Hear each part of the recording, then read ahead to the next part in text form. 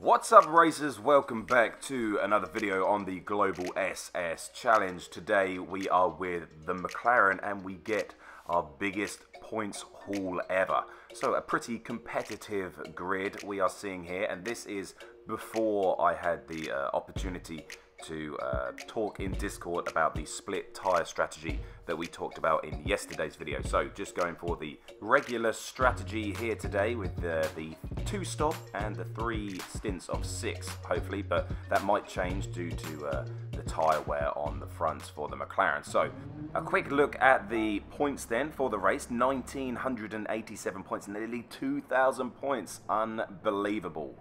So we have a really good opportunity to score some really good points for McLaren. Lots of fast races in this manufacturers. So what can we do as we head out onto the qualifying lap? We did a banker of a 147.2, so already faster than the Dodge in yesterday's video, and we are half a second up coming into the final split for the lap. Also, we did do a 46.5 in the Citroen as well, so a good couple of things to sort of compare to.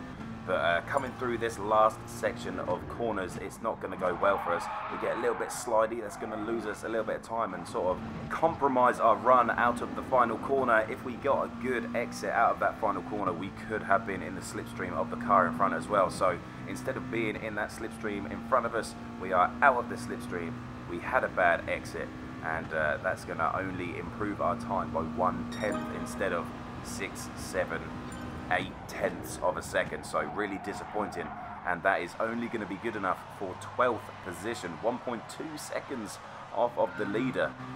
We have got a lot of work to do. Let's see what we can do in the race. So 12th position is our starting place. We are starting on the racing soft tyres as well, so a bit different from starting on the hard split compound that we did with the Dodge. So on these soft tyres we can really attack the first couple of laps.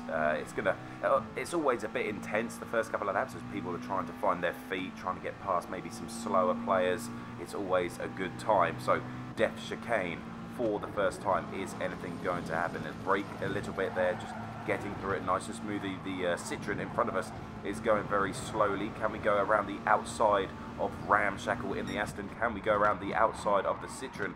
No, we're just going to have to settle in for that position there. A little bit of contact from Ramshackle on the left, but we do manage to get out of the corner. And more importantly, the Citroen has stayed on our side of the track, so therefore we have the slipstream coming up to the sweeping S's for the first time. We also do have a Spanish guy behind us as he goes past Ramshackle and pops his face into the screen there at the bottom, only briefly to say hello, and we do get a nice run on the Citroen in front of us coming up to this tight left-hand corner. Is he going to go over to the left side to go defensive? Yes, he does. Can we go around the outside? We've done it once before. Can we do it again this time? He just comes over to the wide, sort of blocks off our route around the outside. What do you think about that move? I kind of feel like I had the opportunity to go around the outside, but he ran a little bit wide, and then we see the Lexus, the Spaniard, go a little bit wide there as well. We just throw it up the inside, and we get a nice run onto the start-finish straight, and once again, importantly, in the slipstream of the Citroen in front. Over on the right is a French guy who's obviously had a big spin coming out of the final corner. So 1 lap down, we've gone from 12th up to 10th, and soon to be 9th as we come into turn number 1. On the brakes nice and late, using those soft tyres to our advantage and holding the inside close to the apex as possible, using the width of the track on the exit as well. That is 9th position on to lap number 2. We do catch up with the Ford and the Dodge towards the end of lap number 2, and we do see that Vulcan Spirit is going to go for a move up the inside into this left-hander, and we are going to use what he is giving us. So he's managed to push the Ford over by being on the inside, and that hole that he created we're going to use to go up into 8th position ourselves. Thank you, Mr. Vulcan Spirit, for opening that door. We will just walk straight through. We do actually go up the inside, and he doesn't fight it at all, then backs off here, so we get a good run onto the start-finish straight. That could have been very awkward if he did fight it, but he gave us way too much space, and we are up to 7th position from 12th in a very competitive lobby on the end of lap number 2. Lap number 6 then, we pit into the pits and we go for the hard tyres in the middle stint. We do have to fuel just a little bit as well, so we will be taking on fuel on the next pit stop. We come out of the pits in 5th position. Can we hold it to T1 and keep Argyle at bay? Yes, he just randomly turns in on us, so we were there. Hello. And we managed to keep 5th position as we start lap number 7 on the hard tyres.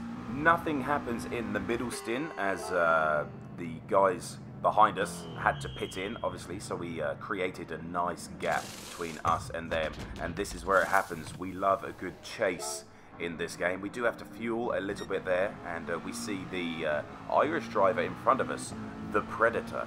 He is now on the hard tyres and we are on the softs. We have 6.3 seconds to get down in the last stint, so 6 laps to get down 6 seconds. Can we do it?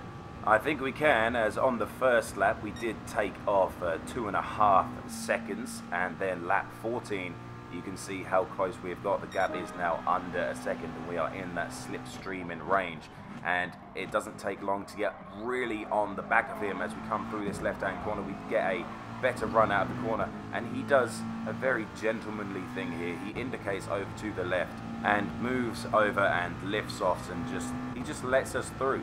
He understands that if we fight for the next couple of corners or the next couple of laps, 1, there could be an incident and that could lose us both a lot of time, and 2, just the battling in itself, not racing on the racing lines, is going to lose us time. So a very smart decision from him. I'm obviously on the fastest set of tyres, so I'm going to go past him, and he can actually use that slipstream as well for a couple of corners to make himself faster and get himself away from 5th position. So very well done to you, sir. A big round of applause. Clapping, not fapping. And we come across the line in 3rd position from 12th place. Fantastic drive. Nothing went wrong. It was a perfect race.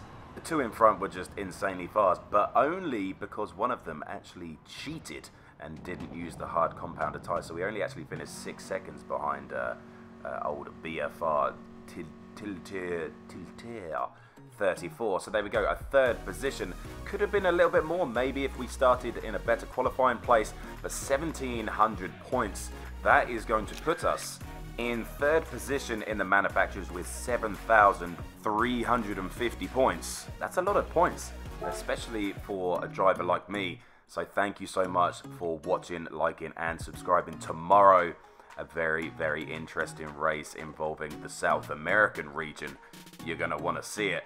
But for now, that is going to be it for this video. Thank you for watching, liking and subscribing. Thank you to the channel members for doing what you do, and we'll see you in the next one.